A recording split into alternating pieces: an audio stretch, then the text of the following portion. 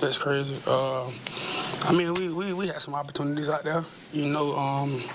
Just got to take advantage of them. Can't turn the ball over. Hey guys, and welcome back to Soulback Sports, and I'm so back with another video. And today I'll be going over the reaction and recap for last night's games between the Kansas City Chiefs and Baltimore Ravens and the Lions and 49ers. But before we get into this video, please don't forget to like and subscribe. It helps me out a lot, it helps the channel out a lot, and it helps me create more content similar to this one. So please don't forget to like and subscribe. And to going over the first one, I will go over the Kansas City Chiefs and Baltimore Ravens. So going into this game, I remember I predicted that the Ravens and the Chiefs are going to have a close game, and while it seemed close by the box score, it didn't seem like that in the game. So I felt that the Ravens were the ultimate favorites for this game based on what we saw in the regular season and against the opponents that the Chiefs really played, besides the Bills. Like, the Bills are a decent opponent nonetheless, but the Miami Dolphins were not the most easiest opponent. Sorry, the easiest opponent I meant. And the fact that we should have taken into account that Mahomes has that experience and the offense is starting to gel without Kadarius Toney.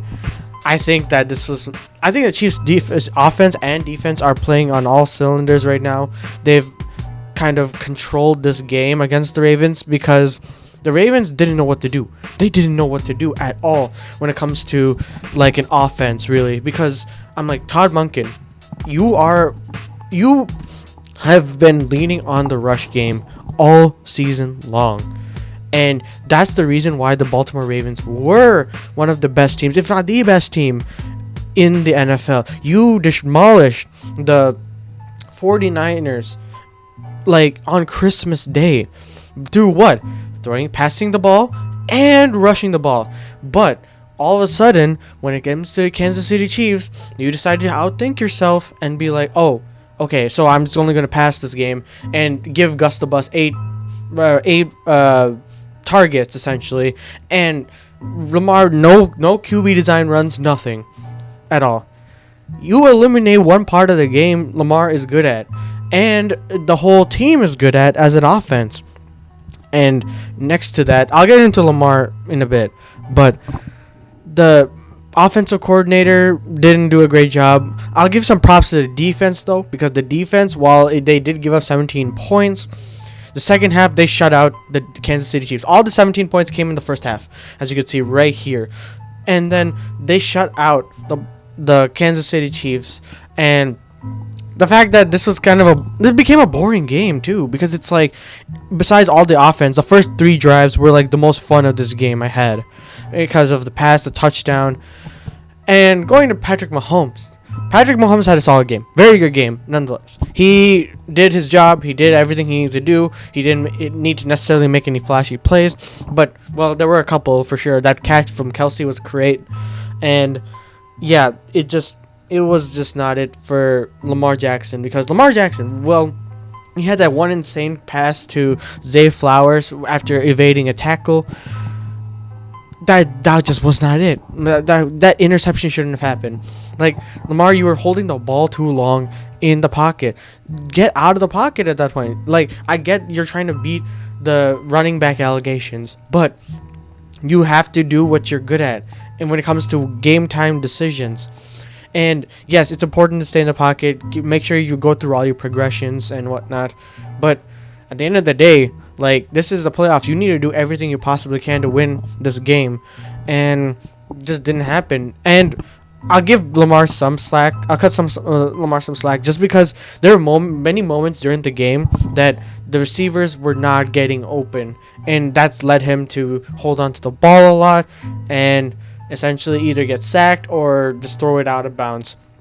But overall, there's definitely some blame for both Lamar and the offense as general, because they both let the defense down. The defense played lights out. Roquan Smith had an insane game. Kyle Hamilton really played lights out to even prevent the Chiefs from like going very far. They had a lot of key fourth down stops. They did everything in their power possible to give the offense a chance, but the Ravens fell short, and it's just not a good look nonetheless. The Ravens, like, this was honestly their best chance at moving to the thing. I'll show you another graphic just from PFF Baltimore Ravens.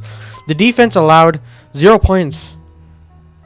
5 first downs were only allowed in that game, and then 3.3 yards per play were allowed in that game as well.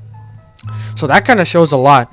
And I saw another tweet as well where it was like, Chiefs have the hardest Super Bowl path by opposing DVOA in the 4 games if they beat San Francisco. Like, that's insane nonetheless. But I digress. Oh, and I'll make a video about this. Which loss was worse? So that transitions me into, all right, but before we do that, Kansas City, congratulations. You're again in the Super Bowl. Whoop-de-doo.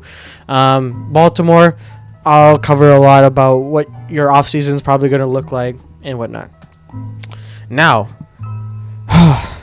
this game had so much promise. But at the end of the day, to be honest, like, whoever won this game, it didn't really matter to me personally, because it's like, cool, the Lions got the drought out of the way, but at the same time, the 49ers are still in the playoffs. But so the Niners and the Lions had a lead. You had a 24-7 lead, Detroit, 24-7 going into the half, and you blew it. You absolutely blew it that game. There was so many opportunities. You were firing on all cylinders. What happened in the second half? Like, everything just went out the window at that point. Like, we'll go to that Dan Campbell 4th down. There were multiple 4th downs he went on that he shouldn't have. But overall, give the props to the 49ers for hanging in there and actually coming back, because it didn't look good in the beginning. Brock Purdy threw an interception. He had, what did he have? He had 267 yards, 1 interception, 1 touchdown. That 1 touchdown was kind of crazy too. Like, that pass to Ayuk that essentially got them into the game was pretty lucky, but at the same time, you know, luck is part of the game nonetheless. Jared Goff had an game. Like, the stats don't really give it justice, to be fair, because it's like he did most of that damage in the beginning, first half. Monty had an insane game. I'm pretty sure Gibbs had 2 touchdowns, and it was more the rushing rather than the passing offense that did anything really this game. The same thing for the Niners. Christian McCaffrey, still my MVP over Lamar this year. But yeah, he did good. Deebo Samuel had some really good catches, and Brock Purdy did his job. He did his job. Like he did everything you needed him to do, except for that 1 interception and some plays. Like, to win this game for them. He made some good runs out of the pocket. He kept his composure throughout the game. And the thing is, the Lions, your pass rush is not good right now. Like, when it comes to, like, Aiden Hutchinson, if he is not blocked, he's going to get to the quarterback. But if he is blocked, he's nowhere to be found. And yeah, in general, this game, dude, Dan Campbell, I have to have a word with you, all right? Because I love how you go on 4th down a lot. I love that Madden mentality. I love how you are very aggressive with the ball.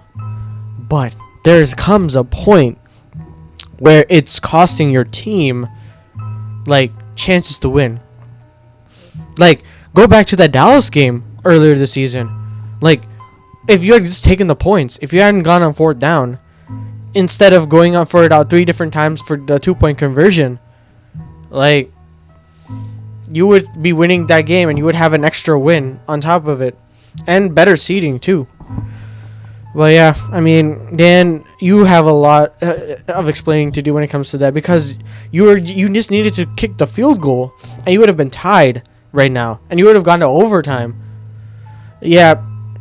That was a very big miscue in a very big moment in the stage of, like, the grand scheme of things. I know you have to take risks, but this is an insane risk. It's, like, almost fireable too, which they're not going to. Don't get me wrong, they're not. But I'm just saying, it's just not a good look for Dan. And right now, it's not looking good at all for Detroit. But for this game, Detroit, you overachieved. You've done everything possible. Let me give you your flowers right now. You did a great thing this season. You went to the NFC Championship game. You were essentially a half away from the Super Bowl. Like, this is an insane season. You're going to be good in the future going forward. Like, there's nothing to worry about necessarily. It's just a matter of, if you don't have Ben Johnson and whatnot, will you be the same team? And that we'll only find out with given time. So yeah, so I covered both these teams. I made like my reaction to the Super Bowl, if you want to check that out. More videos about the reaction and post-game analysis coming out soon. Please look forward to that, and remember to like and subscribe so you get notified when I drop. And yeah, that's about it for this video. Thank you guys so much again for your support for these last couple of videos. This has been amazing, and I'll see you guys in the next one.